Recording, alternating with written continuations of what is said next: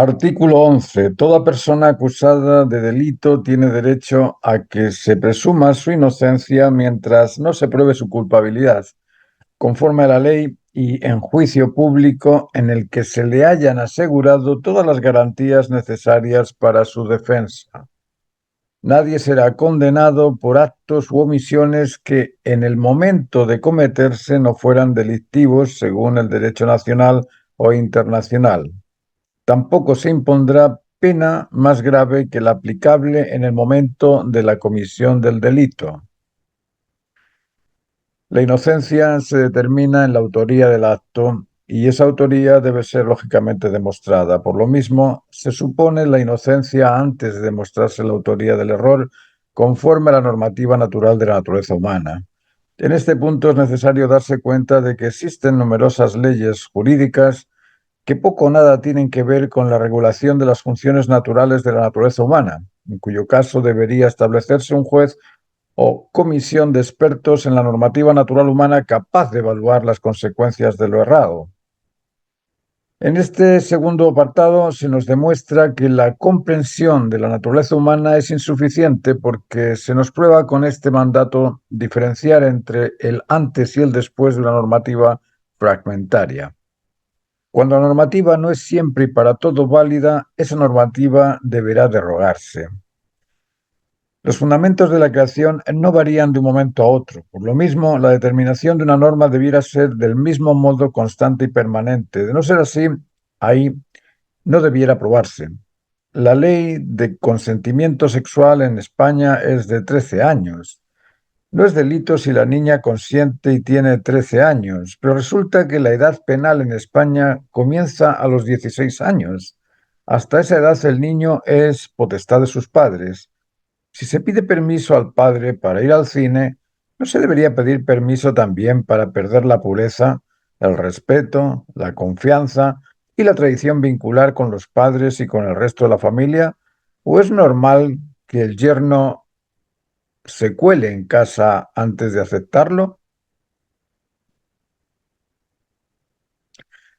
Si nadie será condenado por actos u omisiones que en el momento de cometerse no fueron delictivos según el derecho nacional, y en el caso de los jóvenes españoles existe el consentimiento legal, ¿alguien puede explicarme si es o no delito el encuentro sexual entre una niña de 13 años que consiente en el enlace ajeno a la voluntad y consentimiento de sus padres?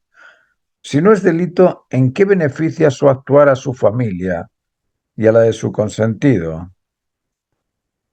Pensar que el amor de una niña no involucra a la familia es una arrogante y soberbia declaración infantil que manifiesta un supremo egoísmo e ignorancia total de la naturaleza humana y su vinculación afectiva.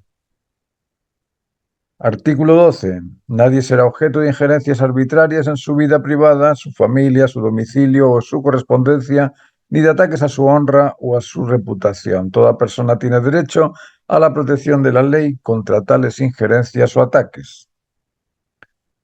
Tampoco se determina el significado de injerencia.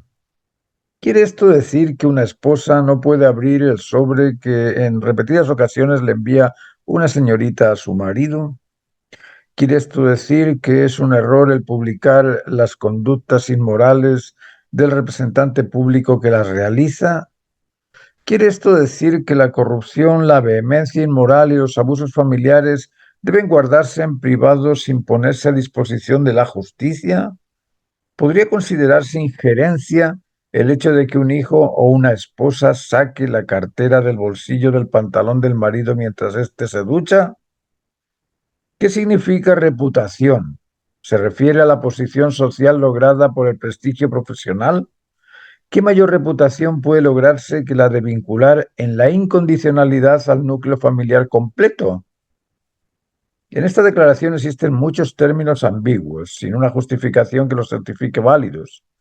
¿Dónde comienza el ataque a la honra entre un padre y un hijo que se disputan un tema de preferencias personales o ideológicas? Por ejemplo, un padre nazi a quien su hijo le defiende la postura homosexual. ¿Estaría este hijo deshonrando la reputación nazi del padre? ¿O estaría el padre deshonrando la reputación homosexual de su hijo al contradecirlo? o después del terremoto y luego de que se rompieran los baños de la empresa, el junior se sujetaba a la puerta de entrada para que no se viniese el techo abajo. Pidió al gerente que tomara un trapero y limpiara los excrementos que se extendían por el suelo y que iban a hacerle resbalar, con lo que se le vendría el techo encima. El gerente tiene derecho en ese caso a declarar que el junior atacó su honra y su reputación al exigirle ese indecoroso trabajo. Artículo 13. Toda persona tiene derecho a circular libremente y a elegir su residencia en el territorio de un Estado. Toda persona tiene derecho a salir de cualquier país, incluso del propio, y a regresar a su país. Su país, un Estado, que es un país o un Estado, sino el acuerdo entre un fragmento de ciudadanos, la mayoría de un determinado grupo, que deciden limitar un territorio y acordar en él las costumbres que se les antojen. ¿A qué país o Estado pertenece el individuo que por su naturaleza exija no reducir su condición a los márgenes que limitan ese territorio o ese determinado país o Estado? ¿Debe limitarse la identidad universal o social del ser humano al lugar o territorio que los acuerdos del grupo humano gobernante ignorante de la naturaleza humana le prescriban? Deberíamos, en principio, eliminar las fronteras en su totalidad para hacer posible este mandato. El ser humano no decide ni dónde va a nacer ni dónde va a morir. Y por lo último, deberíamos dejar que la naturaleza restrinja o motive al hombre a disfrutar de ella allí donde se encuentre, sin más limitaciones que las que su propia naturaleza le proporcione. Este artículo garantiza la libertad de movimiento, asumiendo también el derecho a limitarlo. Es incongruente. Artículo 14. En caso de persecución, toda persona tiene derecho a buscar asilo y a disfrutar de él en cualquier país. Ese derecho no podrá ser invocado contra una acción judicial realmente originada por delitos comunes o por actos impuestos a los propósitos y principios de las Naciones Unidas. Este mandato contradice los otros anteriores. Si tengo derecho al asilo y protección en cualquier país, ¿cómo se establece esa igualdad ante la ley? Me tratan de decir que si yo soy perseguido por un delito ideológico, pongámonos en el caso de ser marxista, después de haber mentido a las masas y de haberlas enseñado principios y fundamentos erráticos, puedo acogerme a este mandato en otro país y liberarme de ser juzgado. ¿Y con eso se restituye la seguridad de los que recibieron los falsos testimonios? ¿O se evita de ese modo la posibilidad de que el marxista continúe enseñando que la lucha de clases y los enfrentamientos violentos son el proceso de consecución del bien común o proletariado en el país que lo asila? Imaginemos que Luxemburgo, con 300.000 habitantes, hubiese recogido exiliados al millón de nazis convencidos en su territorio. Se habría terminado así la convicción pangermanista nazi. Este artículo es sin duda extraño. Es un ejemplo de lo que vale para uno, no siempre es válido para todo. Artículo 15. Toda persona tiene derecho a una nacionalidad. A nadie se privará arbitrariamente de su nacionalidad ni el derecho a cambiar de nacionalidad. Otra incoherencia. Si toda persona tiene derecho a circular libremente y a ir y venir en libertad de un lugar a otro, ¿qué sentido tiene la nacionalidad? Por lo demás, ¿quién decide la nacionalidad del individuo? ¿Qué es la nacionalidad? ¿Es el nombre que se le pone al lugar donde se nace? Y cuando se cambia el nombre, como en el caso de Yugoslavia, por ejemplo, se cambia el nombre también de la nacionalidad. Este artículo no tiene sentido. El ser humano nace en el mundo, no nace en un lugar particular, nace en un estado de conciencia. Ese estado de conciencia interconecta su realidad espiritual con su entorno físico, del cual asume experiencia, conocimientos, sensaciones, pero no tiene ninguna caracterización de espacio, el tiempo o del lugar. Eso no lo determinan, por lo mismo no tiene nacionalidad en el estricto sentido porque no se limita. La realidad es su carácter emocional, intelectual y motivacional. Ese es él, independiente del nombre que le pongan al lugar en donde se activó su funcionalidad fisiológica o espiritual. Su conciencia se establece en la naturaleza humana, no en una ciudad o estado.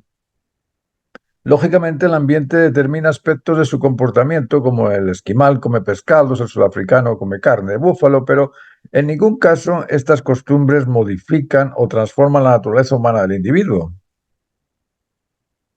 Artículo 16. Los hombres y las mujeres a partir de la edad núbil tienen derecho, sin restricción alguna por motivos de raza, nacionalidad o religión, a casarse y fundar una familia y disfrutarán de iguales derechos en cuanto al matrimonio, durante el matrimonio y en caso de disolución del matrimonio. Solo mediante libre y pleno consentimiento de los futuros esposos podrá contraerse el matrimonio. La familia es el elemento natural y fundamental de la sociedad y tiene derecho a la protección de la sociedad y del Estado. Este artículo contiene tantos aspectos en resolver que voy a necesitar un amplio espacio para aclarar cada uno de ellos. En primer lugar, se habla de una edad núbil. ¿Qué significa esto? Que después de la pubertad se tiene derecho a construir una familia solo por haber superado el desarrollo de la pubertad. De ser así, se nos estaría indicando que la maduración del ser humano depende únicamente del desarrollo instintivo reproductivo. Cuando el instinto funcione, entonces hacemos uso de él, por derecho judicial, de acuerdo con lo que se expone en esta declaración. ¿No es así? Y la declaración va más allá y determina que sin restricción alguna. Y continúa diciendo que disfrutarán de iguales derechos en cuanto al matrimonio. Derecho, en este caso, es un beneficio, pero no se explica en función de qué deberes optarán los derechos. Y lo extraño es que continúa diciendo que continuarán disfrutando de esos derechos durante y en caso de disolución del matrimonio. ¿Cómo pueden disfrutar los beneficios vinculares de la unidad intrafamiliar al destruir esa unidad? Esto no tiene sentido. Sexto, en principio, la maduración física del puberto no garantiza la maduración psicológica del mismo.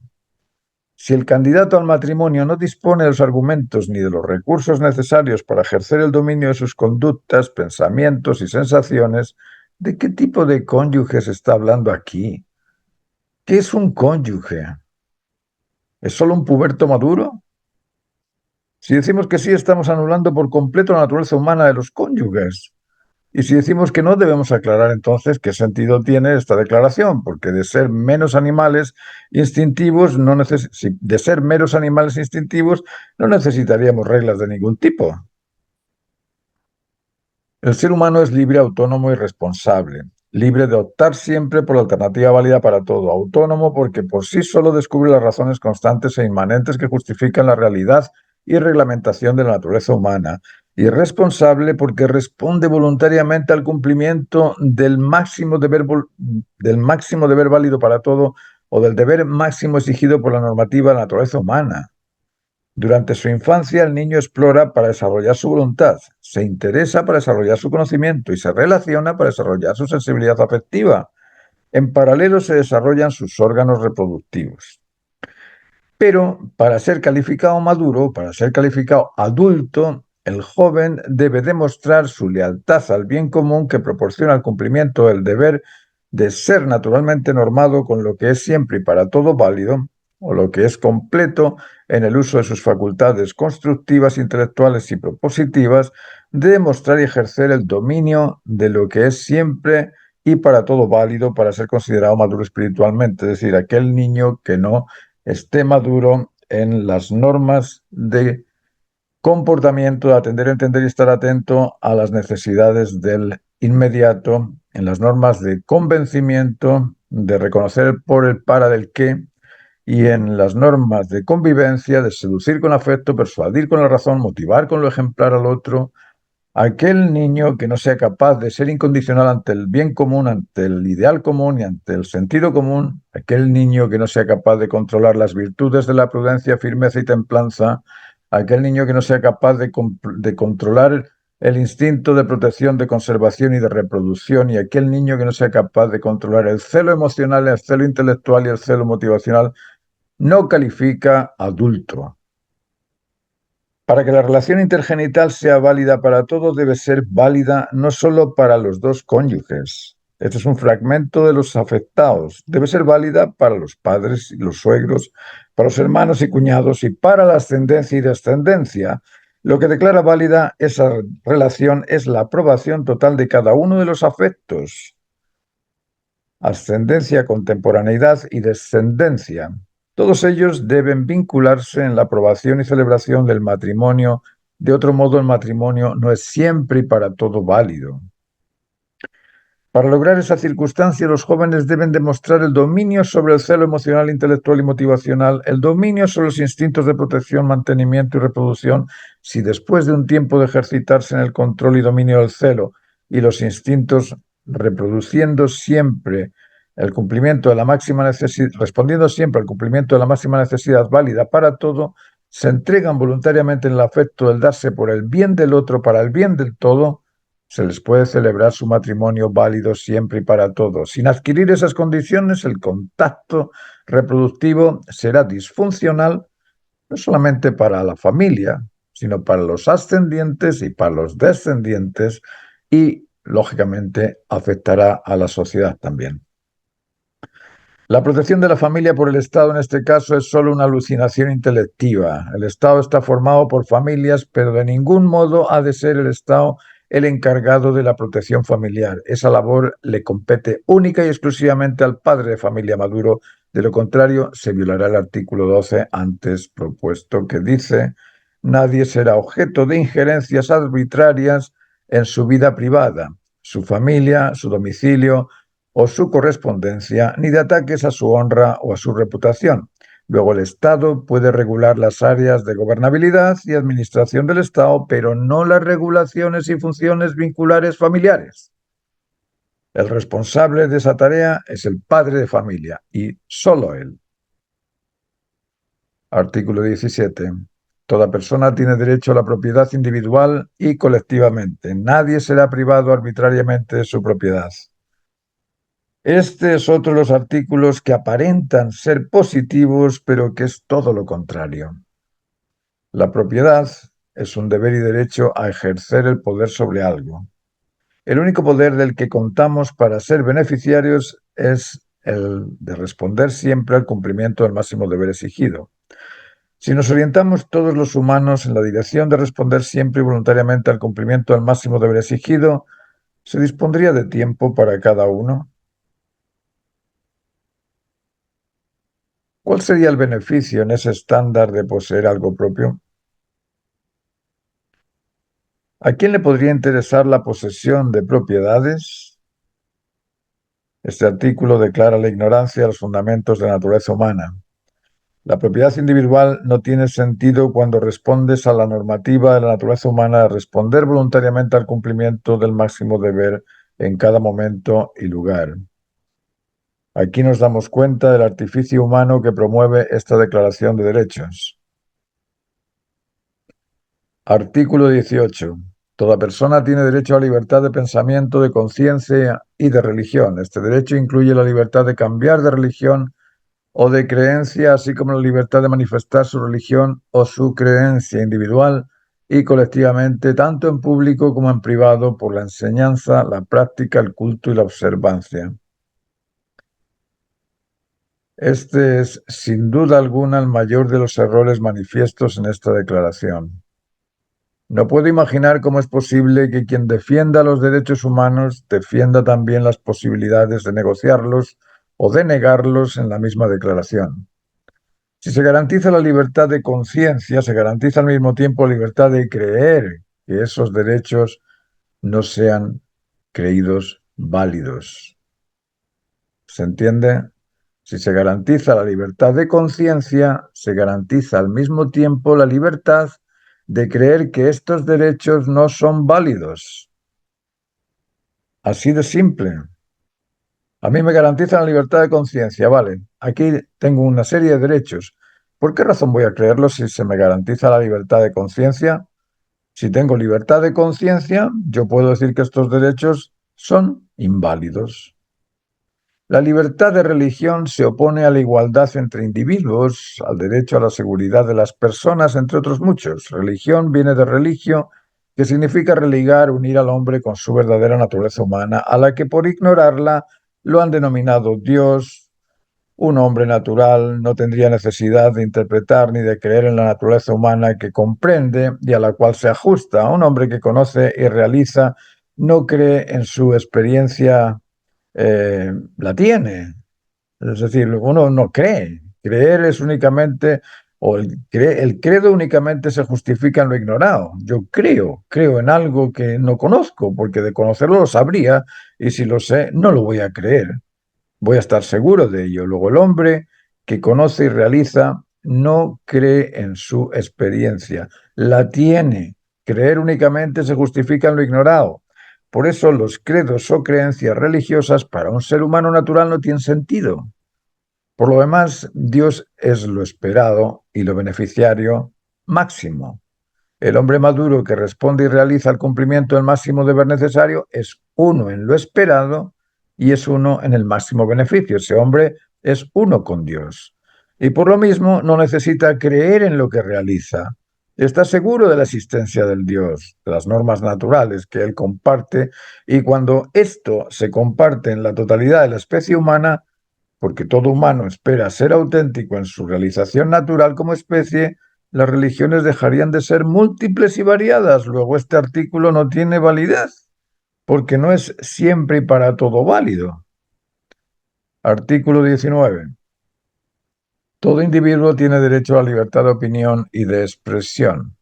Este derecho incluye el de no ser molestado a causa de sus opiniones, el de investigar y recibir informaciones u opiniones, y el de difundirlas sin limitación de fronteras por cualquier medio de expresión. Volvemos a lo mismo, una y otra vez nos repiten estos derechos humanos la misma fake news. Volvemos a lo mismo, si se dispone de libertad de expresión y se expresa lo contrario a estos derechos, ¿para qué sirve esta declaración? Si todo individuo dispone de libertad de opinión y de expresión, y el otro que lo escucha tiene asimismo el derecho a no ser molestado, ¿dónde radica el límite entre la libertad de expresión y el derecho a no ser molestado? ¿Cómo se ejerce el derecho a no ser molestado frente al derecho a la libre opinión y expresión?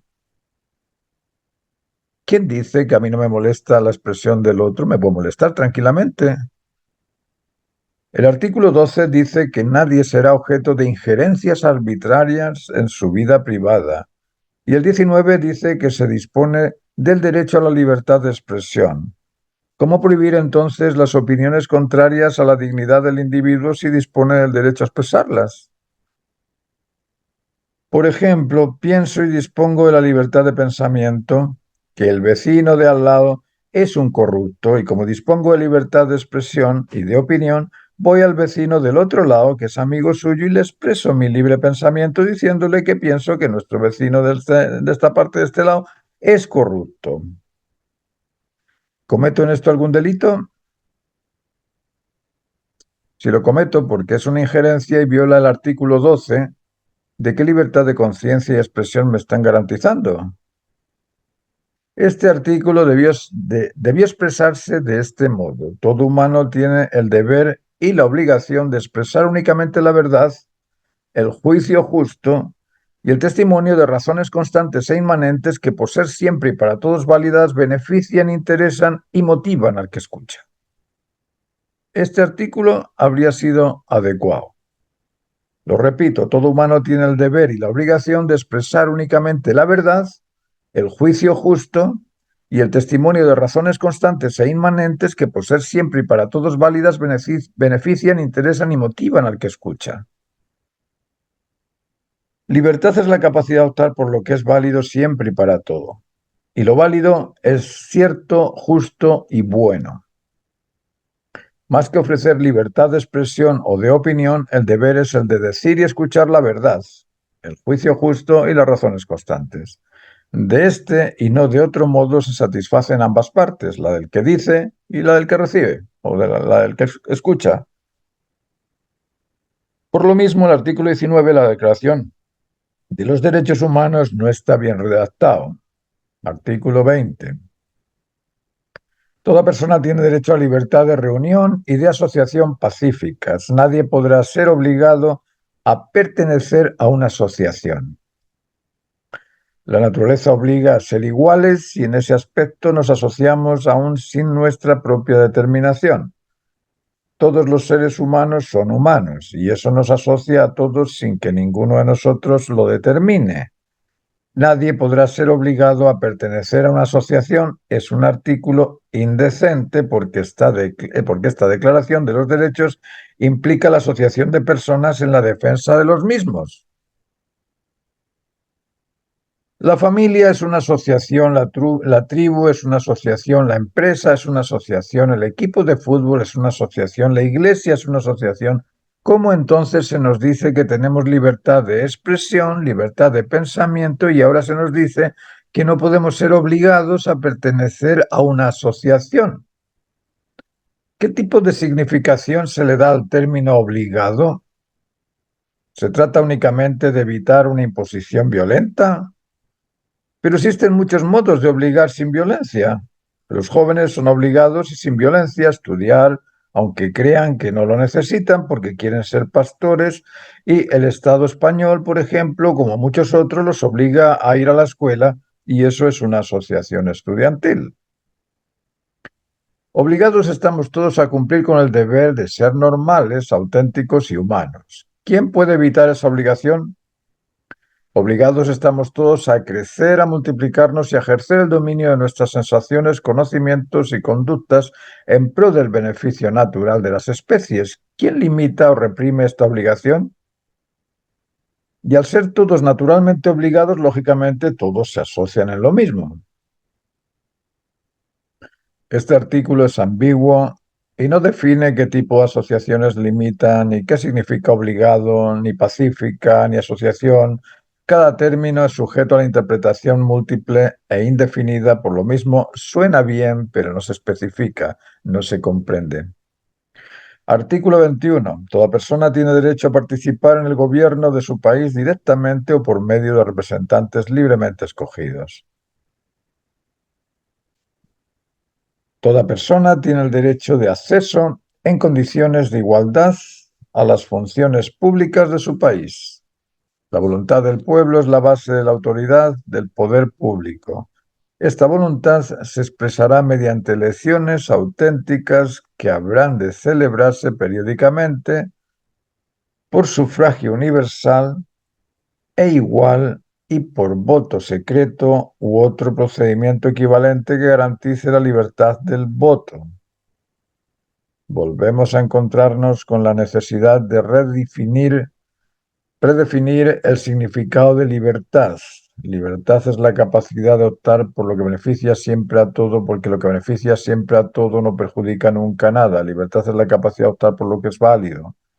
Cuando lo optado es válido para todo, es válido siempre, pero cuando lo optado es solo considerado válido para uno o para un grupo, pierde su condición de ser siempre válido y el resto tiene en ese caso derecho al reclamo, a la acusación y al rechazo, en cuyo caso se pierde la libertad al ser por otros perseguido.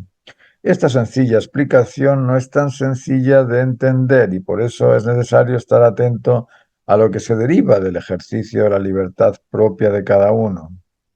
Optar por lo que es válido para todo exige una conciencia madura que así lo determine. El ser humano, en el proceso de su desarrollo, no dispone de ese perfeccionamiento emocional sensible pleno, de ese progreso intelectual completamente ajustado a la norma, ni de ese dominio completo del deber que aún no ha cumplido. Luego, la determinación de lo que es válido para todo va a ser diferente en rango en cada momento de su proceso de desarrollo. La voluntad humana, no del pueblo, porque el pueblo está compuesto por humanos, y el cumplimiento de su realización auténtica es la base no solo del poder público, sino del deber y del derecho. La voluntad humana es potestad natural sobre la generalidad de las personas. En el inciso 3 se menciona varias cosas poco hiladas que es necesario aclarar. La voluntad del pueblo es la base de la autoridad del poder público. Esta frase mandataria indica que el pueblo es la base y por pueblo se entiende al grupo de personas en su calidad de adultos votantes, no necesariamente normales. Por lo que veo, en el mandato no se especifica ni se exige sean normados. Es decir, que si en un pueblo existen 1.000 adultos votantes, 400 de ellos fruto de familias monoparentales con problemas de identidad, de género y carentes de afecto, o extremistas agresivos y violentos, 200 con trastornos de personalidad totalmente injustos en sus criterios y otros 400 son irresponsables, ¿cuál sería la voluntad de ese pueblo? ¿Y a los representantes de ese pueblo se les podría definir como autoridad del mismo? ¿En base a qué justicia, si la desconocen? Esta voluntad se expresará mediante elecciones auténticas que habrán de celebrarse periódicamente por sufragio universal e igual y por voto secreto u otro procedimiento equivalente que garantice la libertad del voto. Elecciones auténticas. ¿Qué significa auténticas? ¿Que están todos de acuerdo? Si ponemos de acuerdo al millar del ejemplo anterior, ¿serán auténticas entonces? Aquí se juega con la libertad en la ignorancia.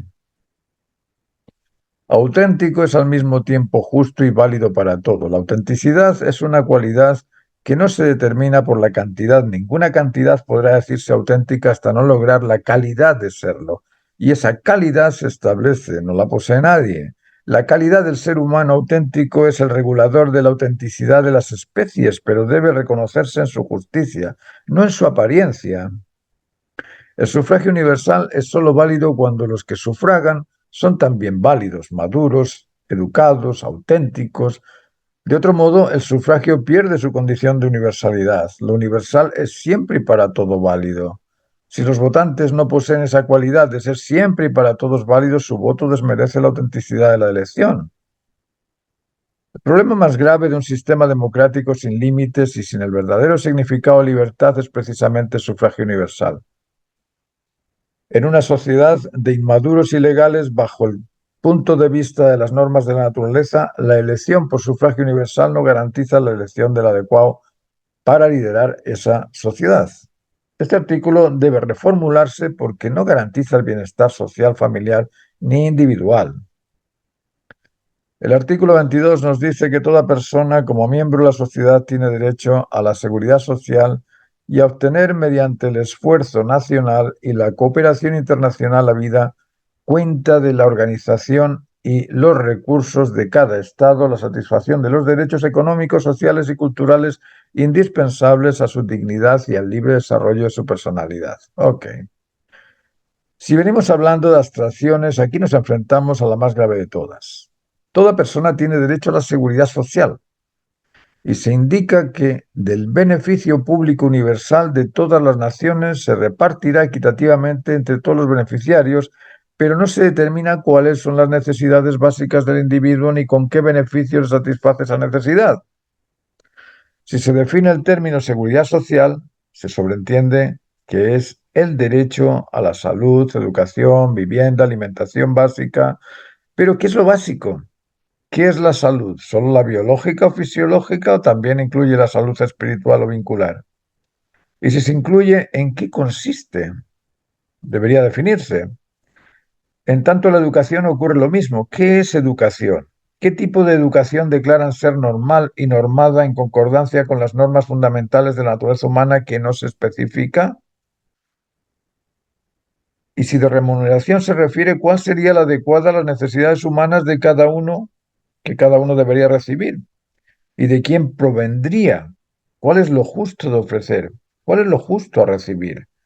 ¿Cuál es el libre desarrollo de su personalidad? ¿A qué se le refiere personalidad?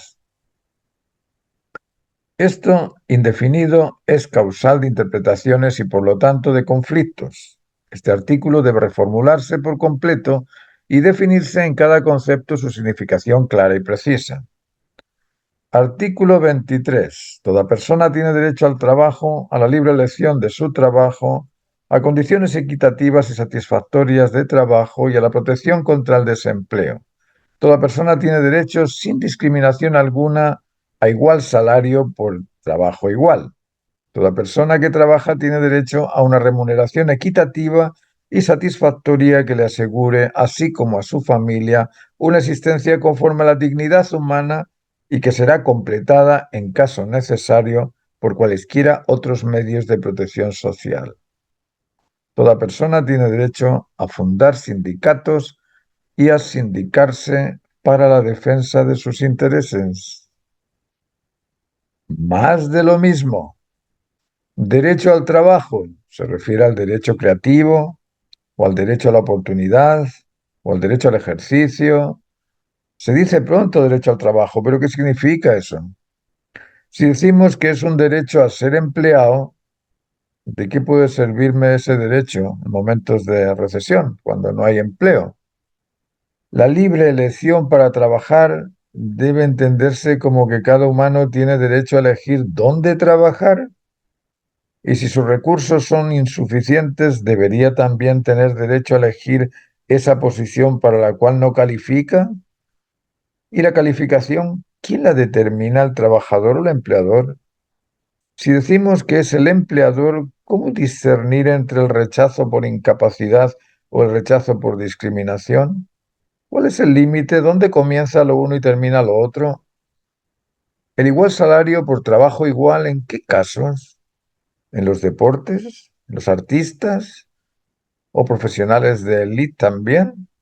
¿Y cómo se determina igual el desempeño de Bill Gates, Ronaldo y Messi, siendo los tres trabajadores?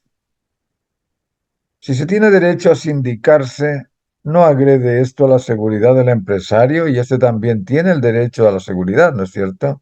¿Cómo se equiparan estos dos derechos opuestos? ¿O es que el empresario no trabaja?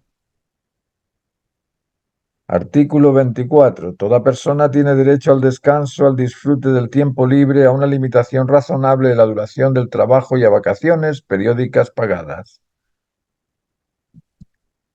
¿En qué casos? ¿En el caso del reactor nuclear japonés también? ¿En el caso del reactor nuclear japonés también? ¿Deben descansar los científicos en casos extremos como el del reactor nuclear? ¿Esto cómo se aplica en cada caso? ¿No sería mejor suplir este artículo con otro que diga todo humano está dotado con la capacidad de dominio sobre sus instintos y por lo mismo debe controlar los extremos afectivos, cognitivos y motivacionales hasta dominar los instintos de protección, mantenimiento y reproducción? Y de ese modo sabe cuándo necesita descansar y cuándo trabajar en pro de la consecución del máximo deber válido, válido para todo, o del máximo deber necesario que sea válido para todo. ¿Quién pagará las vacaciones del empleador independiente? ¿Y el artista inspirado en una obra monumental? ¿Cuál es la limitación razonable de duración de su trabajo? Artículo 25. Toda persona tiene derecho a un nivel de vida adecuado que le asegure así como a su familia la salud, el bienestar y en especial la alimentación, el vestido, la vivienda, la asistencia médica y los servicios sociales necesarios. Tiene asimismo derecho a los seguros en caso de desempleo, enfermedad, invalidez, viudez, vejez y otros casos de pérdida de sus medios de subsistencia por circunstancias independientes de su voluntad. La maternidad y la infancia tienen derecho a cuidados y asistencias especiales. Todos los niños nacidos de matrimonio o fuera de matrimonio tienen derecho a igual protección social.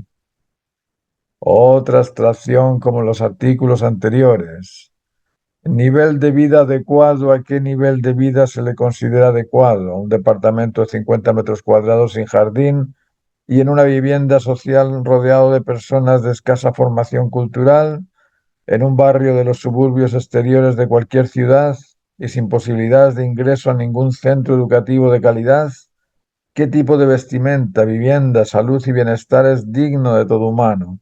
Derecho a seguro a quienes no tienen medios para pagarlo, o un seguro gratuito para todos.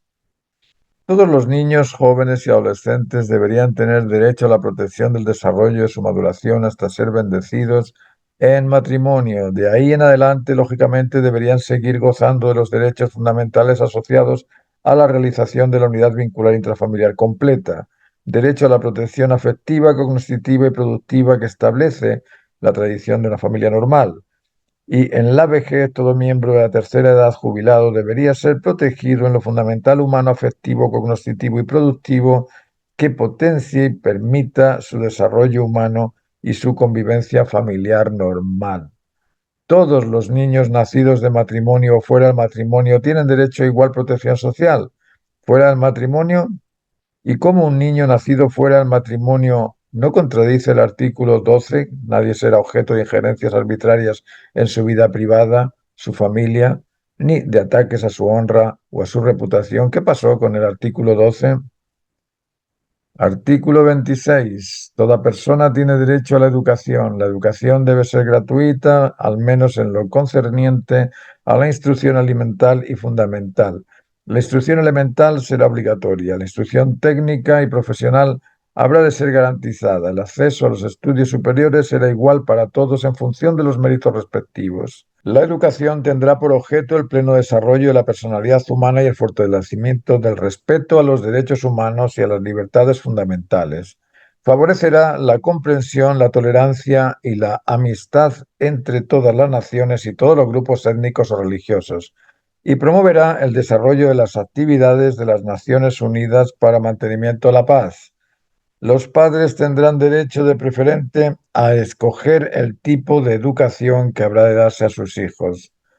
Si la educación es un mandato obligatorio, ¿cómo en el artículo 20 se ordena que nadie podrá ser obligado a pertenecer a una asociación? ¿No son estos dos artículos incompatibles? En ningún caso se define el significado de educación ni de las libertades fundamentales. ¿De qué sirve este derecho si no se entiende a qué se refiere? Y corresponde a los padres el tipo de educación. ¿Cómo puede un padre inculcar una educación sin pasar a llevar la libertad de conciencia y de pensamiento del hijo al que educa según sus preferencias? El derecho a ser educado es responsabilidad propia de cada uno. La educación no se establece sin interés. Ese interés ha de nacer en cada individuo. La educación no se deriva de lo gratuito o caro que cueste el informante. Ese es un acuerdo entre personas. La educación se fundamenta en la similitud del ser humano con su naturaleza humana, de la concordia entre la naturaleza humana y el individuo que la encarna. Se deriva la educación de ese convencimiento o de esa correlatividad o concordia. Todo humano tiene derecho a descubrir su identidad humana, su origen humano y el propósito humano de su existencia. Si la nación o el Ministerio de Educación del Estado desconocen la naturaleza humana y las leyes de la creación necesarias para la normalización natural del ser humano, es su responsabilidad descubrirlas. Pero sin el conocimiento de estas normas no puede garantizar la normalización del ser humano. Todos buscamos la felicidad, en eso somos todos idénticos y esta se deriva del cumplimiento del deber de vincular a todos los miembros de nuestra familia, de la que nosotros iniciamos. Para vincular a los miembros de la familia debemos aprender antes a desarrollarnos en el dominio de la sensibilidad, de la inteligencia y de las conductas. Por esa razón es necesario controlar el celo emocional afectivo, el celo intelectual cognoscitivo y el celo motivacional conductivo. Para ejercer ese control es necesario la maduración de las virtudes de la prudencia, firmeza y templanza. Ese control ha de ejercerlo cada individuo.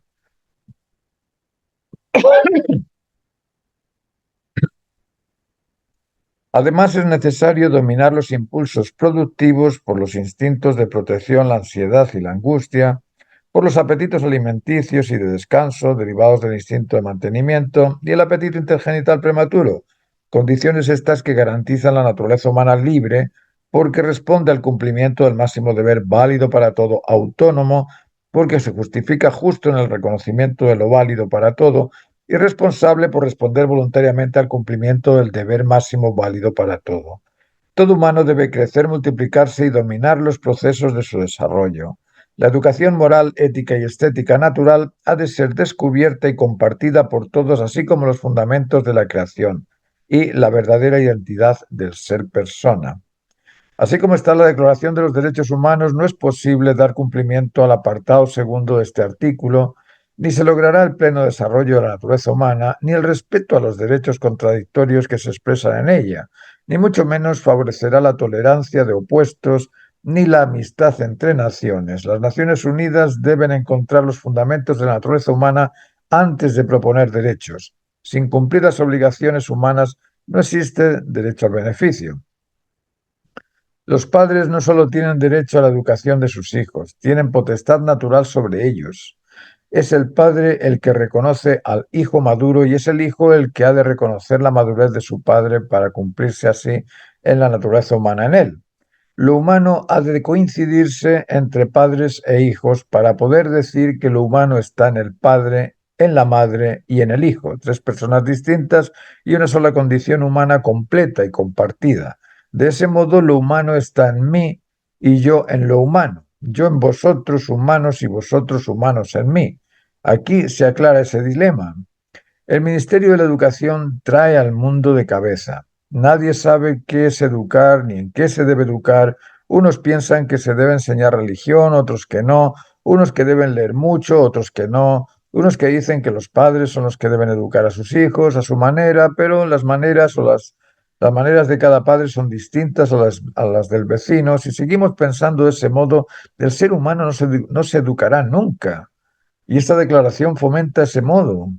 Artículo 27. Toda persona tiene derecho a tomar parte libremente en la vida cultural de la comunidad, a gozar de las artes y a participar en el progreso científico y en los beneficios que de él resulten. Toda persona tiene derecho a la protección, a la protección.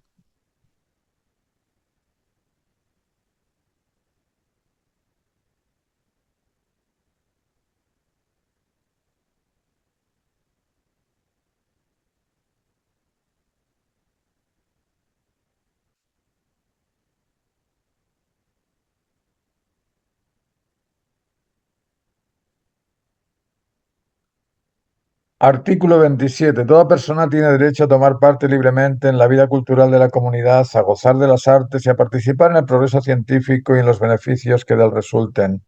Toda persona tiene derecho a la protección de los intereses morales y materiales que le correspondan por razón de las producciones científicas, literarias o artísticas de que sea autor. El derecho a la propiedad es de cualquier propietario. El tema es si la condición humana natural asume la propiedad como fundamento de su creación o no. Aparentemente las obras se realizan naturales en el beneficio a todo o en beneficiar a todo. Si mis labores están orientadas en beneficiar a todo, mi propio beneficio es retributivo, no pretendido. De ese modo, las posesiones deberían ser donadas, pero no apropiadas, y toda donación sería inmediatamente donada al más necesitado como parte de la conducta natural humana, en cuyo caso, ¿de qué derecho de autor podríamos hablar? Tomarse la propiedad va contra primero los derechos humanos de confraternización y de responder libre y voluntariamente al cumplimiento del máximo deber válido. Responder al deber es ofrecer aquello de que se dispone para cumplir con el deber de beneficiar a todo. El derecho a la protección de sus intereses personales va contra el deber de responder siempre al cumplimiento de la máxima necesidad válida para todo. El ser humano por naturaleza es incondicional. Su incondicionalidad no permitirá intereses personales ni propiedad privada. ¿Cómo podría ser alguien confraterno cuando se guarda lo que el otro necesita? ¿Y cómo se puede decir iguales cuando uno tiene más que el otro? El derecho a la propiedad no facilita y permite las diferencias por sobre la igualdad. Artículo 28. Toda persona tiene derecho a que se establezca un orden social e internacional en el que los derechos y libertades proclamados en esta declaración se hagan plenamente efectivos. El orden universal no se puede establecer en base a estos principios porque son incongruentes e incoherentes entre ellos e inapropiados para el desarrollo de la naturaleza humana. Esa es la razón del por qué, luego de 70 años en vigencia, aún no se ha establecido. No se dan cuenta de que se aboga por un orden social compuesto por libertades de conciencia o pensamiento, de opinión y de expresión que muy bien podrían ser opuestos y eso es imposible. Artículo 10, artículo 29.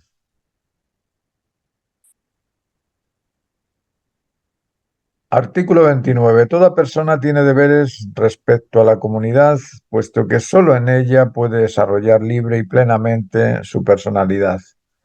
En el ejercicio de sus derechos y en el disfrute de sus libertades, toda persona estará solamente sujeta a las limitaciones establecidas por la ley con el único fin de asegurar el reconocimiento y respeto de los derechos y libertades de los demás y de satisfacer las justas exigencias de la moral, del orden público y del bienestar general en una sociedad democrática.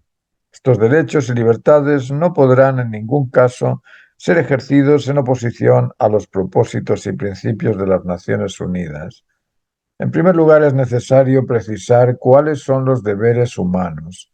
Los deberes naturales, normales, humanos, es decir, cuáles son las obligaciones que nos dicta la naturaleza humana para calificar y ser humanos en justicia natural y disfrutar así, luego de cumplidas estas obligaciones, del derecho al beneficio del cumplimiento de la naturaleza humana en cada humano de nosotros. Antes de precisar los significados de cada deber a cumplir, no podemos exigir el derecho a ningún beneficio de lo cumplido. Los deberes normales de la naturaleza humana son por sobre los deberes y obligaciones que nos manda la ONU. La Organización de las Naciones Unidas es una organización y tenemos la libertad de creer en ellos o de no creer en ellos. La ley judicial no tiene conexión con los mandatos de la naturaleza humana, ni siquiera el derecho natural que se estudia en la carrera de leyes, porque el humano contemporáneo los desconoce. Por ejemplo, la prioridad fundamental del ser humano es la consecución del desarrollo vincular intrafamiliar completo. Y eso no hay ley que lo detenga por preferencia. No hay ninguna ley que tenga por preferencia el desarrollo intrafamiliar vincular completo. Artículo 30. Nada en esta declaración podrá interpretarse en el sentido de que confiere derecho alguno al Estado, a un grupo o a una persona para emprender y desarrollar actividades o realizar actos tendientes a la supresión de cualquiera de los derechos y libertades proclamados en esta declaración. Esto es una declaración mordaza. Estos derechos no tienen ninguna validez si no se ajustan al cumplimiento de los deberes humanos. Y en esta declaración no existe apartado alguno en donde se postulen, expongan o expresen cuáles son esos deberes que todo humano ha de cumplir para de ese modo adquirir el derecho al beneficio de los mismos. Sin una declaración de deberes no se pueden garantizar estos derechos. Si toda persona tiene deberes respecto a la comunidad a la cual pertenece, ¿cuáles son entonces los deberes de la comunidad con respecto a la naturaleza humana? Si no se conocen los deberes humanos, cada comunidad puede exigir los deberes que se le antojen y forzar al individuo a responder a ellos o a esos deberes de la comunidad. Y según esta declaración, ¿bastaría con responder a los deberes de la comunidad para disfrutar de los derechos humanos? Aquí podemos volver a repetir la frase de que no basta con ser honesto consigo mismo para ser honesto. Para ser honesto es necesario conectar al uno mismo con el todo, porque uno mismo puede perfectamente estar totalmente fuera de contexto. Y en ese caso, ser honesto consigo mismo sería igual a estar fuera de contexto o ser deshonesto. Estos derechos humanos declarados por las Naciones Unidas abogan por la vinculación a la voluntad de las Naciones Unidas, no por la vinculación a las normas de la naturaleza humana, que por lo que hemos visto en estos derechos se desconoce. Se ignora cuál es la finalidad del individuo, se ignora cuál es el origen, la identidad y el propósito del ser humano. El ser humano desvinculado filioparentalmente, desvinculado fraterno-conyugalmente y desvinculado parentofilialmente es insuficiente, inseguro e insatisfecho.